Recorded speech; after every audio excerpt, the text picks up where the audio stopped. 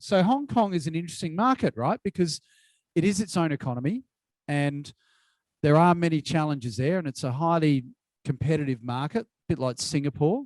For a lot of exporters that we work with, Hong Kong and or Singapore tends to be one of the first places that people might look at. Market access is quite good and all of those things. As I said before, people aren't in the room. Department for Trade and Investment, we've got a growing overseas office network which covers Japan, Korea, as I said, China, Hong Kong, Malaysia, Singapore, Dubai, which we've got a briefing coming up next, New Delhi.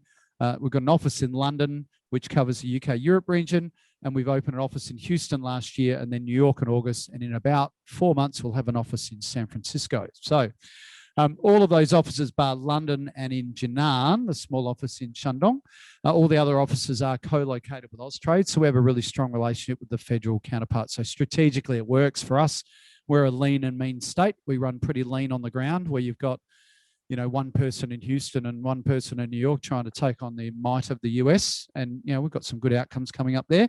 And Alice in Hong Kong. So Alice Jim is a legend, dare I say it. I'm going to say that, Alice, because you've been around a long time.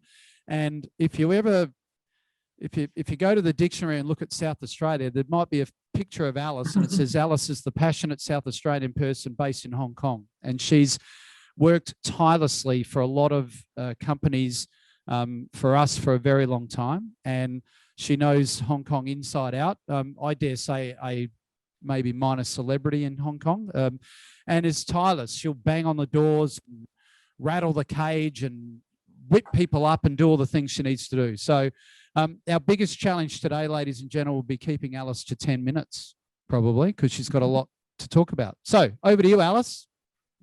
Well, thank you, Todd. Hi, everyone. Good afternoon from Hong Kong. And I still enjoy my role representing the South Australian government for Hong Kong and the South China. So thank you, Todd, and thank you to Show South Australia Industry Expo. So basically, as you all know, Hong Kong is a SAR of China, but we are small but very affluent market. We are half the size of ACT and has a population of 7.5 million. Pre-COVID in 2018, we actually had 65 million, which is like 9 times of our population of tourists coming in every year, and 80% they were from China. So Hong Kong's economic growth and prosperity have been underpinned by an open trade and investment regime, and also a very transparent legal and regulatory environment. The city has evolved into an efficient global and regional transport and trade hub. The free movement of capital in and out of Hong Kong has accelerated the city's development as an international commercial and financial center. In addition, a very strong institutional framework, including the rule of law, has attracted a number of important MNCs and corporate headquarters to set up in Hong Kong. Furthermore, Hong Kong is ranked world's number 7 for both FDI inflows and outflows. We are the world's 5th largest and Asia's 3rd largest stock market by market capitalization. And we are the world's number 2 for IPOs funds raised last year. And we are also the world's largest offshore renminbi hub. The Australia-Hong Kong Free Trade Agreement and associated investment agreement has entered into force in early 2020. One of the important elements include locking in zero tariffs for Australian exporters, like some of you are here today, and provides Australian service suppliers with guaranteed access to Hong Kong. The recent China's 14th Five-Year Plan has further endorsed Hong Kong on its ongoing crucial role in the Greater Bay Area Plan across international finance, transport, trade, aviation, innovation, and technology. For Australia, Hong Kong is a substantial and trade market and has very close people-to-people links. We have one of the largest Australian communities in Hong Kong abroad. And Hong Kong is Australia's 11th largest merchandise export market and Australia's 7th largest services export market. We're also Australia's 5th largest source of total foreign direct investment in 2019. And investment sectors include utilities, major infrastructure, transport, telecommunications, resources and energy, tourism infrastructure, agri-food, health services, and high-tech. Hong Kong has Australia's also largest commercial presence in Hong Kong. We have close to 150 160 Australian companies in Hong Kong, employing over 8,000 people. And they operate in sectors including banking and finance, construction and engineering, health and medical, telecommunications, insurance, legal services, education, IT, consulting, logistics, and transport. Hong Kong, for South Australia, Hong Kong remains a substantial partner for trade and investment as well. South Australia's biggest export to Hong Kong, of course, including our premium wine and also food preparations that includes meat and seafood. South Australia has some good presence in Hong Kong as well across the sector of food, wine, education, professional services, freight and logistics, high tech, cosmetics, health, medical, and environmental. We also have a lot of Hong Kong investment in South Australia across utility, aviation and training, mining energy, high tech, education, logistics, tourism infrastructure, agribusiness, and so on. South Australia has close to 2,000 international students enrollment from Hong Kong last year, and we have welcomed 7,600 Hong Kong tourists to South Australia as the end of last year. Next page, please. In terms of our current market situation, Hong Kong is led by improved external environment. Hong Kong's exports has actually resumed growth for the 4 consecutive months, with the growth in merchandise exports reaching 38% in the first 2 months of 2021 combined.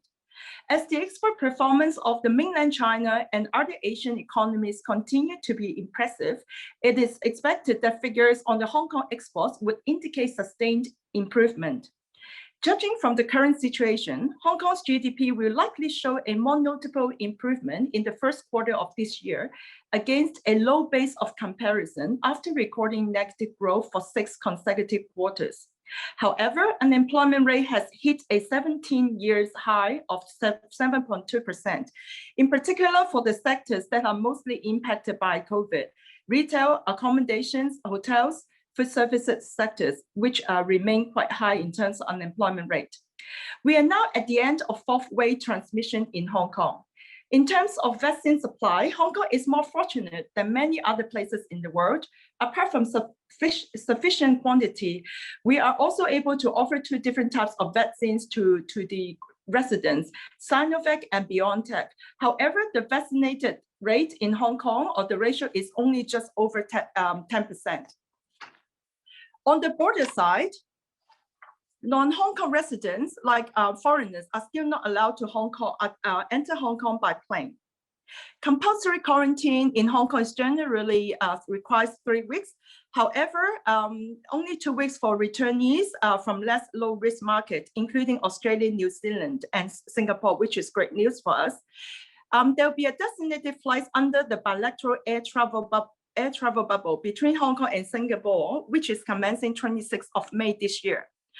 Most of us actually return to, resume to work. And we're still having some social distancing measures, like group gatherings still limited to 4, on-premise dining limits to 4 per table. Bars, clubs, and entertainment venues has remained closed since December last year. And key conferences expo has been postponed to second half of this year or to 2022. However, from tomorrow onwards, as more people are getting more vaccinated, there'll be easing social distancing measures in place starting from tomorrow, in particular for the on-premises dining and also across the bar. So I think that's good news for the F&B and the wine sector. So let's look at some key opportunity for South Australian businesses. I would like to highlight, first of all, the F&B sector. Australia has a very good reputation in Hong Kong and is ranked the 7th largest supplier of F&B to Hong Kong. Australia ranks the first supplies in beef, rock lobster, second in dairy and cheese, sheep and meat, goat's meat, fresh grapes. And also in terms of wine, we have the 2nd largest market share in grape wines, right after France, followed by UK and US. For beer and spirits, Australia is actually beyond or after top 10 market share in Hong Kong. The Australia-China trade tensions Todd was just mentioned about actually does not impact this market. Australian products are still coming in Hong Kong the same way as they've always been. Hong Kong is a good diversification market as we have a completely separate and different custom and import regime with the mainland. I would like to have a quick brief note on the International Freight Assistance Mechanism, IFAM. Some of you may be already utilizing already, especially, essentially that was put in place by the Australian government to try to assist Australian exporters to get their products into key export markets that include Hong Kong, Japan, Singapore, and the Middle East. For pre-COVID period, there were actually around 100 flights per week between Australia and Hong Kong, and post-COVID breakout, that was reduced to 1. And currently every single week, we have 65,000 tons of Australian goods on IFAM flights from around Australia to Hong Kong, and that includes the direct flight from ex-Adelaide to Hong Kong. In terms of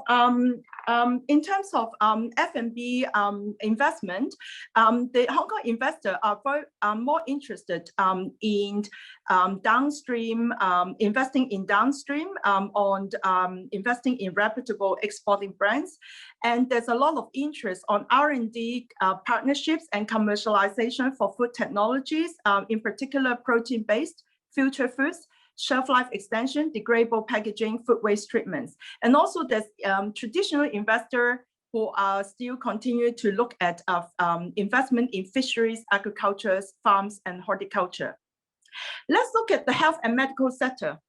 The Hong Kong government has actually implemented a number of supports to this sector, including 200 billion Hong Kong dollars to implement a 10-year hospital development plan to construct new hospitals and redevelop and expand existing hospitals.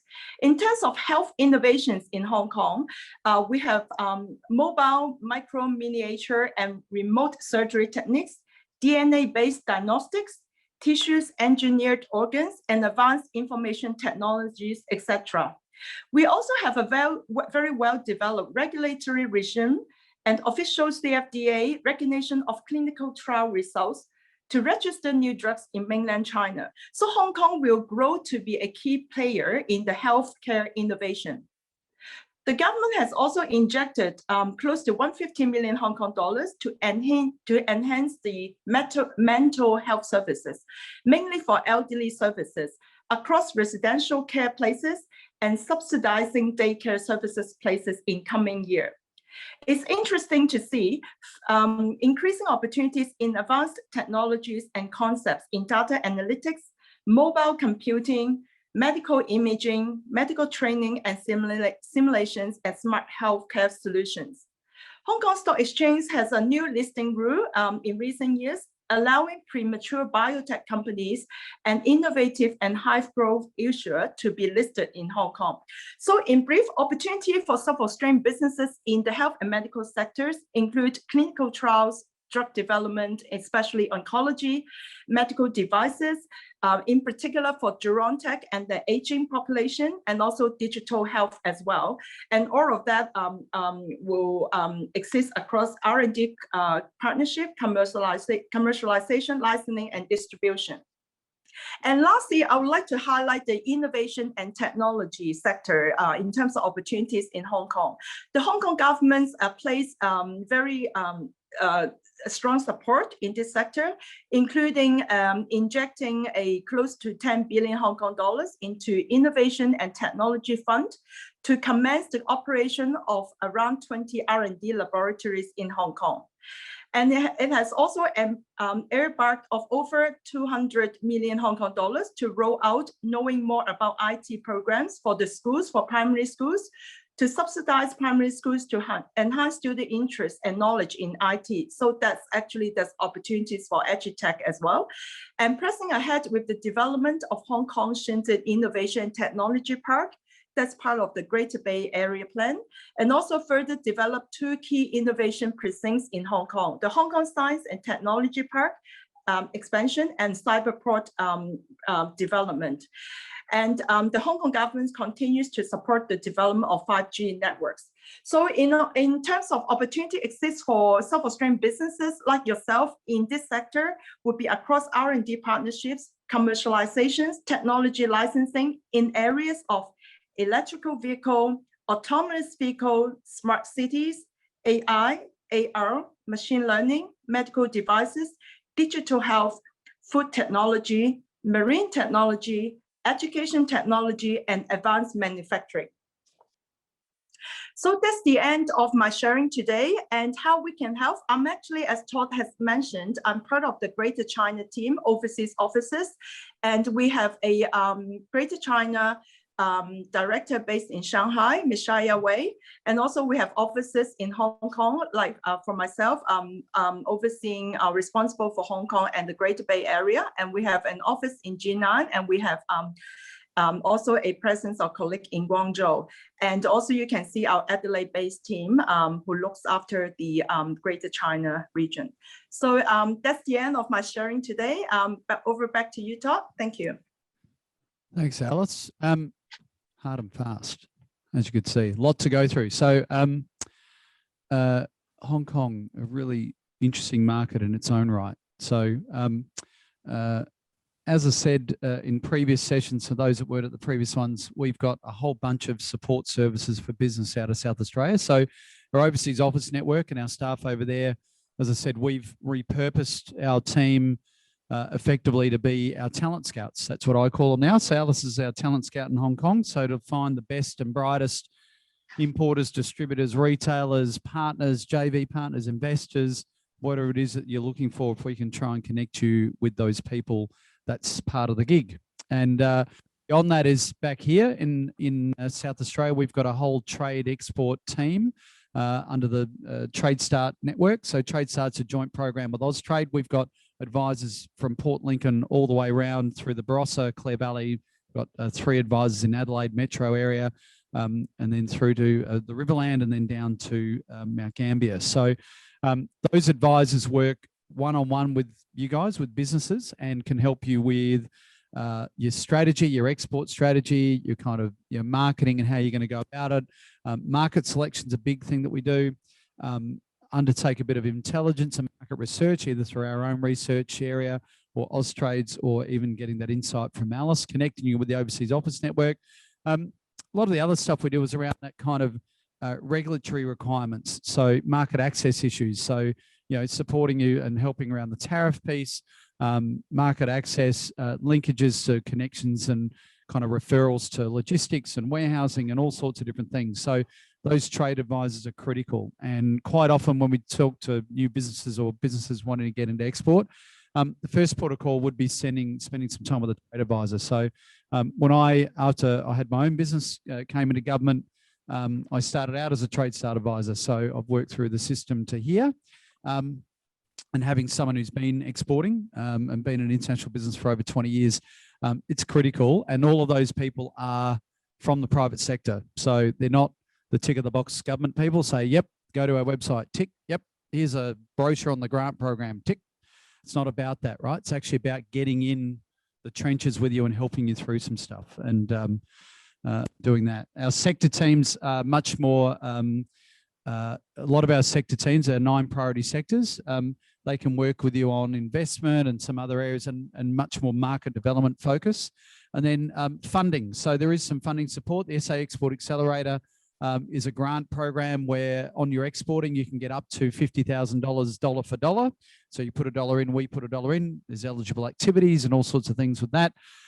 Previously to COVID, majority of the expenses were around travel and going to trade shows. And obviously you can't do that at the minute. So again, we've repurposed that. So marketing materials, engaging with a consultant in market to help you, those kinds of costs, we can help with some of that. The ECAP program is specific to e-commerce. So if you're doing e-commerce things, setting up a service provider, overseas websites, that kind of stuff is there. The Global Expansion Program is again, $50,000 grant program, but you also get a business advisor as part of the process. So that's quite good. And then EMDG, the Export Market Development Grant. Geez, government loves an acronym. So that's the federal government grant that a lot of you may have heard of. It's been around for a long time. It's not all about money. Yep, the funding's important, and particularly now more than ever, but absolutely the gold sits with the trade advisors in our overseas office network. It's still a people business. Yep, getting some funding's great, but if you don't know what you're doing and you get 50 grand and you don't know what to do with it, So that's a big part of it, right? So we do get lots of companies that, you know, come in and say, yes, I want to export. And the only thing they can think of, because again, you know, that's the way we kind of market sometimes, just give us some money and we'll go and do it. But the gold sits with people like Alice, myself, our team, to help you guide through the challenge that is export, because export isn't, you know, 3:30 on a Thursday every week for half an hour you do your export. It's a dedicated lifetime of time zone, you know, working all hours. So there you go. Right, questions for Alice.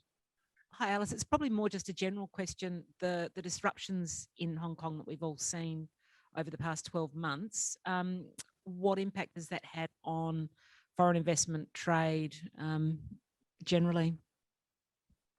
Good, great. Okay. Thank you for the question. I guess in terms of, maybe I would just highlight quickly on the trade side. As I mentioned, I think the most impacted sectors in Hong Kong from COVID is really on the hospitality and also on the F&B sector. We have seen a increase. We actually the benefits, the upsides, actually, we have seen a lot of interest from the importers or e-commerce platform or retailers looking for more F&B products. In particular, the criteria is retail pack, skin pack, frozen and chilled, and food categories that are in very high demand, including seafood, meat, ready-to-eat meals, functional and healthy foods, free from diets like gluten-free, allergy-free, vegan, or keto, eco-friendly foods, and also plant-based food. And also there's more concerns, increased concern because of COVID on the food safety, traceability, and including non-hormones or antibiotics. Of course, sustainability, like MSC and ASCs, continues to be a key key criteria. However, a lot of the food services sector has been hit really badly.